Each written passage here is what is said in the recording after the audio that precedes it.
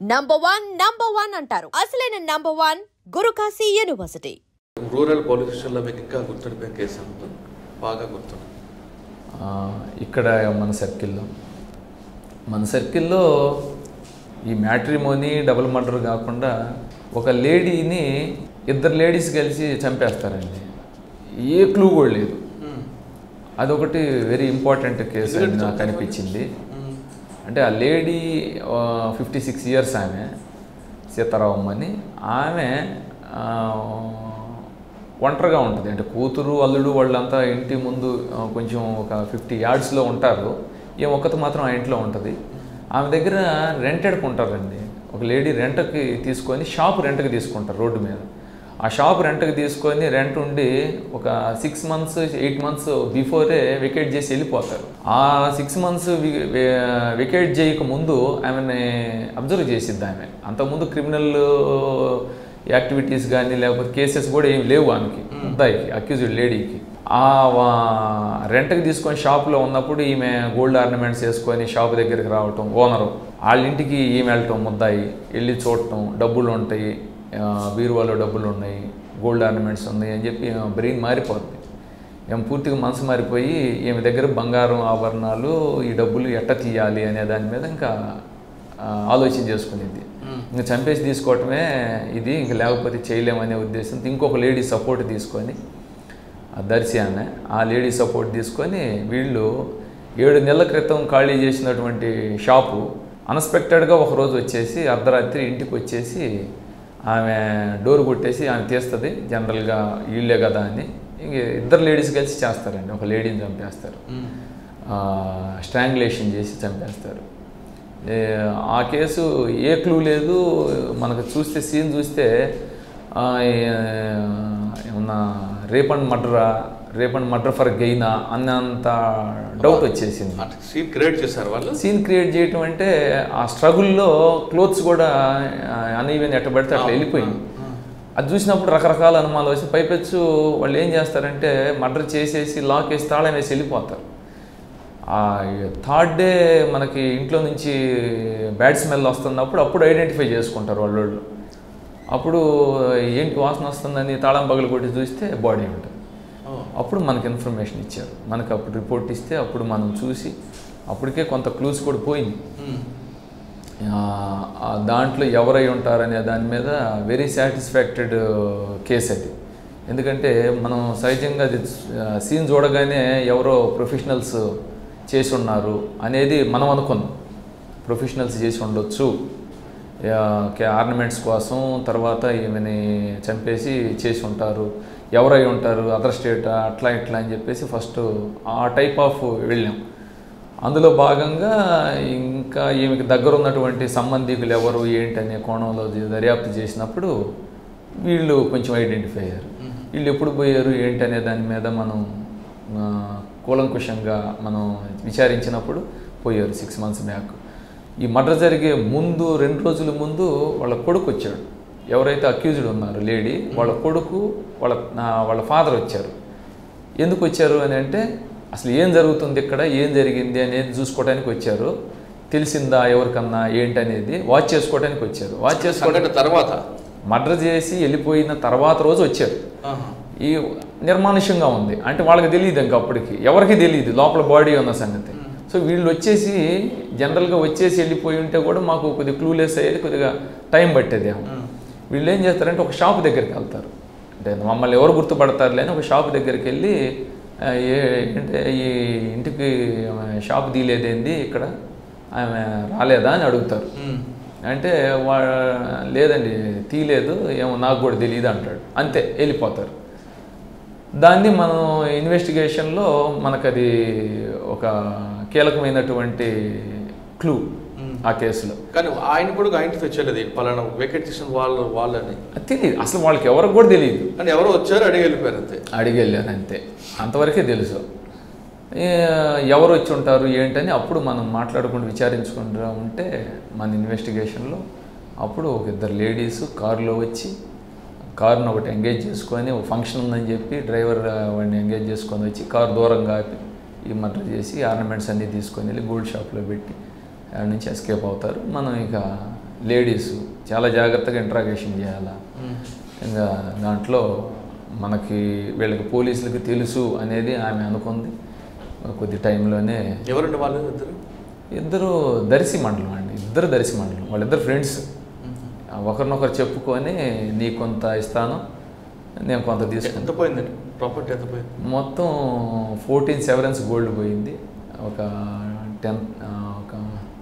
40,000 cash అంతే. అంటే బీరువా బ్రేక్ కాల వాళ్ళకి. బీరువా బ్రేక్ అయి ఉన్నట్టయితే ఒక 5 lakhs పోయింది. అది ఆ బ్రేక్ కాలేదు, భయం వేసింది ఇంక వాళ్ళకి. ఎక్కువ టైం అయ్యింది, సౌండ్స్ వస్తాయి, పగలగొట్టాలి అని. బీరువా బ్రేక్ చేయాలంటే అఫెండర్స్ అయితే వీళ్ళకి తెలుసు, నోటీస్లో ఉంది హస్బెండ్కి కొడుక్కి. తెలిసింది వాళ్ళు కూడా రిమైండ్. వాళ్ళకి తెలిసింది. ఎట్లా ఎప్పుడు తెలిసింది వాళ్ళకి? ఈమె యొక్క నడవడిక వాళ్ళకి అనుమానం వచ్చింది. వాళ్ళకి కూడా పూర్తిగా చెప్పలా, ఏదో జరిగింది, ఈమె తేడాగా ఉంది, ఏదో గోల్డ్ షాప్కి వెళ్ళాను అంటుంది, ఏదో జరిగింది అని వాళ్ళకి డౌట్ ఉంది. ఆ డౌట్తో వచ్చారనమాట. డౌట్తో వచ్చి వెళ్ళిన తర్వాత ఆమెతో మాట్లాడినప్పుడు అప్పుడు తెలిసింది వాళ్ళకి. వాళ్ళు ఇంక నిర్మానుష్యంగా ఉన్నారు, ఏం తెలియనట్టు ఉన్నారు అనమాట. ఎందుకంటే వాళ్ళు తప్పు చేసామని పోలీసులు రావచ్చు కదా, మరి హస్బెండ్ అని కొడుకు తీసుకురావాలి. వాళ్ళు తీసుకురాలా, వాళ్ళ దగ్గరికి తీసుకురాలి. కానీ మనం పట్టుకున్న తర్వాత వాళ్ళు వచ్చి చెప్పారు, మా అమ్మాయి చేసిన మాట వాస్తవేనండి, మేము భయపడిపోయాము. పోలీస్ స్టేషన్కి నేరుగా వచ్చి చెప్పేవాళ్ళు ఒకళ్ళు ఉంటారు, వచ్చినప్పుడు చెప్దాం అనుకునేవాళ్ళు కొంతమంది ఉంటారు, అసలు మనకెందుకులే అనుకునేవాళ్ళు ఉంటారు. ఇప్పుడు వాళ్ళిద్దరు రిమైండ్, వాళ్ళతో పాటు వీళ్ళిద్దరు కూడా ఉన్నారా? లేరండి, ఎందుకంటే వీళ్ళకి చేసింది ఐడియా లేదు. చేసిన తర్వాత వాళ్ళకి డౌట్ వచ్చింది. కరెక్టే, చేసిన తర్వాత కూడా దాయడం కూడా నేరమే కదా, 201 కింద వస్తుంది కదా. అంటే దాయటం నేరం, వాళ్ళకు కూడా కంక్లూజన్ లేదు. ఓకే, ఏది మర్డర్ జరిగిందా లేదా ఏం జరిగిందనే తెలియదు వాళ్ళకి. వీళ్ళు ఇక్కడికి వచ్చి విచారించుకుంటే షాపు దీలే, ఏం జరిగింది ఇక్కడ, ఏమైంది, ఎందుకు గోల్డ్ షాప్ అంటుంది ఏంటని వాళ్ళు ఇంకా దాని మీద పడి ఎక్సైజ్ చేస్తున్నారు. ఏం కరెక్ట్గా చెప్పమ్మా, ఏమైంది, ఏదో జరిగింది, నువ్వు ఎక్కడికి వెళ్ళావు ఆ రోజు అని అడుగుతూ ఉన్నారు వాళ్ళు. వాళ్ళ ఫాదర్ సరిగ్గా చెప్పట్లా. ఈలోపు మనమే వెళ్ళాము, మీరు ఎందుకు వచ్చారు అన్నప్పుడు ఇంకా మాకు వాళ్ళే. మీరు ఎలాగంటే లీడ్ ఎక్కడ దొరికింది? సీసీ కెమెరా ఉన్నాయా? లేదు, సీసీ కెమెరా ఏమి లేదండి. ఆ ఏజ్ ఫ్యాక్టరు ఎవరు పలాని ఎట్లా ఉంటాడు, పెద్ద ఆయన పంచి కట్టుకొని ఉన్నాడు, వీళ్ళిద్దరు. అక్కడ వరకు కాకుండా వాళ్ళిద్దరు లేడీస్ అని వచ్చారని మీకు ఎలాగ ఐడెంటిఫై? అదే ఇప్పుడు మనం ఏం చేసాం, 6 months బ్యాక్ ఎవరో వెకేట్ చేశారంట, అంతవరకు ఉంది మనకి. 6 months బ్యాక్ వెకేట్ చేసిన వాళ్ళు ఎందుకు వెకేట్ చేశారు, వాళ్ళకి ఏమైనా క్రైమ్ నేచర్ ఉందా అని చూసాం. వాళ్ళ ఫ్యామిలీ మెంబర్స్ ఎవరు ఏంటని. వాళ్ళకు ఒక తండ్రి ఉన్నాడు, కొడుకు ఒకడు ఉన్నాడు, ఆమె ఇట్లా ఉంటుంది, కొడుకు ఎట్టుంటాడు, తండ్రి ఎట్టుంటాడు అనేది ఉంది. ఇక్కడ మనకు వచ్చిన క్లూ ఏంటంటే పంచి కట్టుకున్నాడు, ఒక అబ్బాయి ప్యాంట్ వేసుకొని ఉన్నాడు, లావుగా దృఢంగా ఉన్నాడు, కొద్దిగా మ్యాచ్ అయింది. ఒకవేళ వాళ్ళు ఏమైనా వచ్చారా అనే డౌట్ వచ్చింది. మనం దాని మీద ఫోకస్ చేసి పోయి అడిగాం అనమాట. వచ్చింది మేమే అన్నారు. వచ్చింది మేమే అన్నప్పుడు ఎందుకు వచ్చారు మీరు? ఏదో సమాధానం లేదు. ఎందుకు వచ్చామంటే ఏదున్నాయా, మా అమ్మాయి ఆ రోజు మా ఇంటి దగ్గర లేదు, ఎక్కడికి పోయిందో సరిగ్గా చెప్పట్లేదు, అందుకని అక్కడ అద్దెకు ఉంది కదా, అక్కడికి వెళ్ళింది ఏముందని మాకు డౌట్ వచ్చింది. ఎందుకంటే ఈమె ఇంకొక ఆమె ఏదో కలిసి వెళ్ళారని అంటున్నారని అట్లా వాళ్ళు క్లూస్ ఇవ్వడం జరిగింది. ఇంకా అక్కడ నుంచి దాన్ని వాళ్ళతో మాట్లాడి మనం ఆ కేసు డిటెక్ట్ చేయాలి. టైం పట్టిందండి, ఒక 2 hours చెప్పాల. ఆ 2 hours తర్వాత మీరు ఎటు నుంచి ఎట్లా వచ్చింది, ఎట్లా పోయింది మొత్తం తెలుసు, మీరు చెప్తే బాగుండిద్ది అని మనం చెప్పినప్పుడు ఇంకా మా పిల్లలకి కానీ వాళ్ళకి కానీ ఏం సంబంధం లేదు, చేసింది మేము పొరపాటు చేసామని చెప్పారు. ఇంట్రెస్ట్ ఉంది ఆ కేసు. ఎందుకంటే లేడీస్ అని అనుకోం కదా, ముద్దాయిలు ఒక లేడీని, 2 ladies చంపుతారు, అదే ఏజ్ గ్రూప్ వాళ్ళకి కూడా.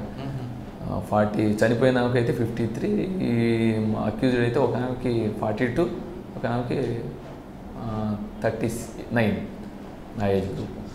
ఇవి కాకుండా ఇంకేం గుర్తున్నాయి మీకు? తర్వాత ఇక్కడికి వచ్చిన తర్వాత కూడా మనం హెచ్చినెడమానూరు అని, నేను వచ్చిన కొత్తల్లో ఒక గ్రేవ్ కేసు ఉందండి. అది సుమారుగా ఒక 400 grams హెచ్బి జరిగింది. దాని మీద కూడా సిన్సియర్ ఎఫర్ట్స్ చేస్తే పొదిలికి సంబంధించిన ఒక అతను, మార్కాపురం సంబంధించిన ప్రీవియస్ అఫెండర్స్ వాళ్ళిద్దరు చేసి ఉన్నారు ప్రాపర్టీని. అది కూడా రికవరీ చేసాం. అదొక ఇంపార్టెంట్ కేసు. ఇవి కాకుండా లా అండ్ ఆర్డర్ విషయంలో ఎలా ఉందండి మీ ఏరియా? ఈ మన సంతనూతలపాడు నియోజకవర్గం కింద వస్తుందండి 4 పోలీస్ స్టేషన్లు. ఈ law and order point of వ్యూలో పెద్ద హడావుడి కొట్లాట్లు ఫ్యాక్షను అంతేం ఉండదండి. సడన్ ప్రొవోకేషన్ అప్పటికప్పుడు జరిగేటువంటి గొడవలు తప్ప. అంటే ఎక్కువ 326, 324 అంతే, అవే ఎక్కువ ఉంటాయి. 324లో 307 వరకు రావు. 307లో కూడా అసలు లేవండి. ఈ ఇయర్ అయితే ఒకటి కూడా రిపోర్ట్ కాలేదు ఈ సంవత్సరం. ఇవన్నీ 354లో కానీ 376లో ఒక్కటైందండి. అది కూడా టెక్నికల్ ఇది ఒక్కటైంది. అది కూడా అరెస్ట్ చేసాం. అంత అయింది. కానీ ఫాల్స్ కంప్లైంట్ ఎక్కువ ఉంటాయి కదా. ఫాల్స్ అంటే అదే ఏదన్నా లీగల్ ఇంటిమసీ ఉండొచ్చు. తర్వాత ఆమె ఏదన్నా ఇతను బాధ పెట్టిన సందర్భాల్లో కూడా రిపోర్ట్లు ఇచ్చి నాకు ఇష్టానికి వ్యతిరేకంగా అని చెప్పేసి డెవలప్మెంట్ ఉంటాయండి. ఉంటాయి, బాగా ఎక్కువ ఉంటాయి. డెవలప్మెంట్ కూడా డెవలప్మెంట్. ఓకే సార్, మీరు ఏఆర్లో ఉన్నప్పుడు కోంబింగ్లోకి వెళ్తున్న టైంలో జనరల్గా మీకు డ్రై రేషన్ ఇస్తారు ఉంటాయి. కానీ కోంబింగ్లోకి వెళ్ళినప్పుడు ఒక రోజు కాదు 2 రోజులు, దాదాపు వారం 10 రోజులు మీరు అడవికే పరిమితం అవుతారు. ఆ క్రమంలో ఏదైనా ఇష్యూ జరిగినప్పుడు మీ సమయ స్ఫూర్తి ఉపయోగించి ఆ ఇష్యూని షార్ట్అవుట్ చేసిన సంఘటన ఉందా? ఉందండి, ఉంది. అది 2005 ఇయర్లో స్పెషల్ టాస్క్కి మేము 7 days టాస్క్ వెళ్ళామండి. నల్లమల్లో 7 days టాస్క్ వెళ్ళాం. గండివాగు 888 అని కొన్ని ఉన్నాయి. అది Yerragondapalem limits, deep forest. 7 days టాస్క్కి ఒక 2 parties కలిసి, అంటే ఒక 28-29 members కలిసి వెళ్ళాం. వెళ్ళినప్పుడు ఫీల్డ్లోకి వెళ్ళిన తర్వాత ఫస్ట్ మనం ఏంటంటే డ్రై రేషన్ క్యారీ చేస్తాం. డ్రై ఫ్రూట్స్ కానీ పులిహార ఇట్లాంటివన్నీ క్యారీ చేసి ఫస్ట్ 1 or 2 days దాని మీద డిపెండ్ అవుతాం. వంట అట్లాంటిది ఏం పెట్టాం. అంటే వంట కూడా రేషను, ఈ పప్పు ఇవన్నీ కూడా క్యారీ చేస్తాం. ఆ 1 or 2 days తర్వాత సెకండ్ డే ఈవినింగ్కి మనం వంట పెట్టుకుందాం అనే ఉద్దేశంతో ఒక చోట హాల్ట్ అయిపోయి మొత్తం అంతా రెడీ చేసుకున్న తర్వాత చూస్తే మ్యాచ్ బాక్స్ మర్చిపోయాడు మా కానిస్టేబుల్. అగ్గి పెట్టలేదు. అంటే ఎప్పుడు పెట్టుకునేటువంటి బాక్స్ పెట్టాడు, దాంట్లో మ్యాచ్ బాక్స్ అయిపోయింది, అది మర్చిపోయాడు, ఉందనుకున్నాడు. తీరా చూస్తే మ్యాచ్ బాక్స్ లేదు. వంట అంతా రెడీ చేసుకున్న తర్వాత మ్యాచ్ బాక్స్ లేదు సార్ అని చెప్పేసి అన్నారు. మ్యాచ్ బాక్స్ లేదు అన్నప్పుడు ఇప్పుడు ఎట్లా చేయాలి? వంట ఉండాలి, 7 days టాస్క్ పూర్తి చేయాలి. అది డీప్ ఫారెస్ట్లోకి వెళ్ళిపోయి ఉన్నాం. 2 days చేసాం కాబట్టి వెళ్ళిపోయాం. ఇంకా అసలైన ఎక్సర్సైజ్ అప్పుడు స్టార్ట్ అవుతుంది. ఈ మ్యాచ్ బాక్స్ లేదు. దాంట్లో రకరకాల ప్రయత్నాలు చేసాం. మనం ఆది మానవుల్లాగా రాయిని పట్టడం, మధ్యలో ఎండిపోయిన ఆకులు పెట్టుకోవడం, ఇవన్నీ చేసాం. తర్వాత ఎవరన్నా ఈ కట్టెలు కొట్టేవాళ్ళు కానీ ఎవరో ఒకరు ఫారెస్ట్లోకి వచ్చేవాళ్ళు ఏదన్నా కనపడతారేమో, ఏదన్నా మ్యాచ్ బాక్స్ దొరికిద్దామని కూడా ప్రయత్నాలు చేసాం. ఎవరో కనిపించలేదు. కనిపించిన 1-2 కనిపించినా కానీ వాళ్ళ దగ్గర మ్యాచ్ బాక్స్ లేదు. ఆ సెకండ్ డే కూడా అయిపోయింది. 3rd day స్టార్ట్ అయింది. 3rd dayకి ఇంకెవరి దగ్గర డ్రై ఫ్రూట్స్ అన్నీ అయిపోయింది, ఇంకేం లేవు. 3rd day మధ్యాహ్నం అయిపోతుంది. ఏం చేయాలో తెలియదు. ఇంకా దాని మీద కూర్చొని ఆలోచించి లాస్ట్కి ఒక ఐడియా వచ్చిందండి. మాకు సెట్ ఇస్తారు, అంటే మ్యాన్ ప్యాక్ అంటాం కదా, అంటే 20 watt సెట్ అంటాం. ఆ సెట్ ఉన్నటువంటి వైర్ ఉంటుంది. ఆ వైర్ ఏంటంటే పై తీసుకెళ్ళేసి ఒక స్టిక్ గట్టి పైకి లిఫ్ట్ చేస్తే మనకి 20 watt సెట్ రెస్పాండ్ అవుతారు. హెడ్ క్వార్టర్లో ఉన్నటువంటి వాళ్ళు ఏదన్నా ఉంటే ఇన్స్ట్రక్షన్స్ ఇస్తుంటారు అన్నమాట. ఆ వైర్ని ఏం చేసామంటే 2 ముక్కలను కట్ చేసాం. ఎలక్ట్రికల్ వైర్ని 2 ముక్కలుగా కట్ చేసి దానికి బ్యాటరీ ఉంటుంది. 20 watts అంటే పెద్ద బ్యాటరీ ఉంటుంది. ఆ బ్యాటరీ తీసుకొని 2 వైర్లని మైనస్ ప్లస్ ఉంటాయి కదా, ఆ 2 వైర్లని దానికి అటాచ్ చేసినప్పుడు మనకు మూవీస్లో అప్పుడప్పుడు చూపిస్తుంటారు, మైనస్ ప్లస్ వైర్ టచ్ అయినప్పుడు స్పార్క్ వస్తాం, చిన్న స్పార్క్. అట్లా కొడితే స్పార్క్ వస్తుంది. దీన్ని ఏం చేసాము, ఈ స్పార్క్ని మనకి ఒక రౌండ్ ఉంటుంది. ఆ రౌండ్లో ఉన్నటువంటి చిన్న గన్ పౌడర్ ఉంటుంది. ఒక రౌండ్ పర్మిషన్ తీసుకొని ఆ రౌండ్లో ఉన్నటువంటి గన్ పౌడర్ ఉన్నాయి, అంటే లో ఎక్స్ప్లోజివ్ గన్ పౌడర్ని తీసి చిన్న ప్యాకెట్లు రౌండ్ ఓపెన్ చేశారా? ఓపెన్ చేసాము. చేయొచ్చు, అలాగొద్దా? చేయొచ్చు. దాన్ని ఓపెన్ చేసి, అంటే ఆ సిచ్యువేషన్లో ఇంక అంతకంటే లేదు అక్కడ. దాన్ని ఓపెన్ చేసి దానిలో ఉన్నటువంటి గన్ పౌడర్ని తీసి ప్యాకెట్లలో పెట్టుకొని చిన్న చిన్న ప్యాకెట్లు చేసుకొని వైట్ పేపర్ ఒక పేపర్ మీద పెట్టి ఈ మైనస్+ వైర్ని తీసుకెళ్ళి దాని మీద జట్కా కొట్టాను, టచ్ చేసి కొట్టేసరికి ఈ స్పార్క్కి అది బర్న్ అయింది, వచ్చేసింది. ఇంకా వచ్చినప్పుడు దాని మీద ఇంకా మళ్ళీ ఆకులు ఎండిపోయినాయి అవన్నీ వేసేసి అగ్గి పుట్టించాం. ఆ అగ్గిని ఇక వంట ఆ ఉన్నటువంటి చిన్న చిన్న ప్యాకెట్లు మనం 7 రోజులు ఉండాలి కాబట్టి 7 ప్యాకెట్లు అని చెప్పేసి పెట్టుకొని జాగ్రత్తగా దాచిపెట్టి ఇంక అయిపోయే వరకు ఇంకా అదే. ఆ లాస్ట్ డే ఇక బయటకు వస్తామన్న రోజున అప్పుడు మ్యాచ్ బాక్స్ కూడా కనపడ్డాడు మనకి. అది చాలా నాతో పాటు ఇంకొక ఆఫీసర్ కూడా ఉన్నాడు ఆ టైంలో, సీన్ అని. తర్వాత 28 మెంబర్స్ స్పెషల్ టీము. ఆ టైంకి ఆ సమయస్ఫూర్తి ఉపయోగం. ఎందుకంటే దానికి ముందు ఒక 1 or 2 months బ్యాక్ అనుకుంటా నేను బాంబు డిస్పోజల్ 15 days కోర్స్ ఒకటి చేశాను. దాంతో అనుకుంటా బహుశా ఐడియా వచ్చింది, మిగతా వాళ్ళకి ఎవరికి ఐడియా రాలా. సికింద్రాబాద్లో చేసాం, ISW వాళ్ళతో పాటు చేసాం అవి. సో చేయబట్టి నాకు ఐడియా వచ్చింది. దాంతో అందరూ చాలా హ్యాపీ, అసలు అది బాగా అనమాట. అందరూ కూడా అప్రిషియేటెడ్, వెరీ హ్యాపీ. వచ్చిన తర్వాత మా సీనియర్ ఆఫీసర్స్కి చెప్పాం అప్పుడు ఇట్లా జరిగింది అని. దాని మీద కూడా ఒక కేస్ స్టడీ లాగా రాసి మా వాళ్ళు ఆ టైంకి ఈ విధంగా రియాక్ట్ అయ్యారని చెప్పేసి అందరికి కూడా చెప్పడం జరిగింది. సూపర్ అండి. అంటే బుల్లెట్ ఉంటుంది, బుల్లెట్ బ్యాక్ సైడ్ ఓపెన్ చేశారా? లేదండి, ఫ్రంటే తీయచ్చు. ఫ్రంట్ ఓపెన్ చేశారు, గన్ పౌడర్ వస్తుంది బయటకి. ఫ్రంట్ది అది బుల్లెట్ అంటే అసలు ఆ రౌండ్ని బయటికి తీస్తాం. ఆ రౌండ్ని బయటికి తీసినప్పుడు ఆ కేసులో, ఆ ఎంటీ కేసులో గన్ పౌడర్ ఉంటుంది. గన్ పౌడర్ అంటే సువర్ణం అనుకోండి, అది ఉంటుంది. దాన్ని చిన్న చిన్న ప్యాకెట్లు జనరల్గా బుల్లెట్ మనం ఫైర్ చేసినప్పుడు గన్ పౌడర్ చేతి మీకు వస్తుంది కదండి. ఏమండి మన దగ్గర ఒక్కట్టుగా అంటే అది హిట్ ఇచ్చినప్పుడు రౌండ్కి బ్యాక్ సైడ్ హిట్ ఇస్తుంది. హిట్ ఇచ్చినప్పుడు ఏమవుతుంది, ఆ హిట్కి ఆ హీట్ జనరేట్ అవుతుంది. ఆ హీట్కి లో ఎక్స్ప్లోజివ్ బర్న్ అవుతుంది. లో ఎక్స్ప్లోజివ్ ఎప్పుడైతే బర్న్ అవుతుందో ఆ లో ఎక్స్ప్లోజివ్ మొత్తం కన్ఫైన్ చేసి ఉంటుంది కాబట్టి ఆ లో ఎక్స్ప్లోజివ్ ఒక్కసారిగా బర్న్ అయ్యి ఈ బుల్లెట్ ముందున్నటువంటి రౌండ్ హిట్ ఇస్తుంది. హిట్ ఇచ్చినప్పుడు టార్గెట్కి వెళ్ళిపోతుంది అనమాట దాని బలంగా. కానీ పౌడర్ మా చేతి మీద కూడా పడుతుంది. అంటే మనం ఫైర్ చేసినప్పుడు ఆ హీట్ అంతా ఆవిరైపోయి బర్న్ అయిపోతుంది కదా. బర్న్ అయిపోయినప్పుడు జస్ట్ ఆ లేయర్ ఆఫ్ పేలిపోయినటువంటిది అంటే కాలిపోయినటువంటి పౌడరు చేతి మీద పడతా ఉంటుంది బ్లాక్గా. అంతేగాని గన్ పౌడర్ లాగా పడదు, జస్ట్ ఒక షేడ్ లాగా. ఒక్కొక్కసారి ఇది కూడా ఎవిడెన్స్ అవుతుంది కదా అక్యూజ్డ్కి.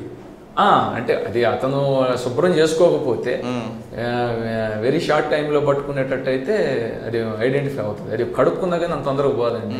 ఏదైనా సోపు కెమికల్ మనం వేసి కడిగితేనే పోతుంది.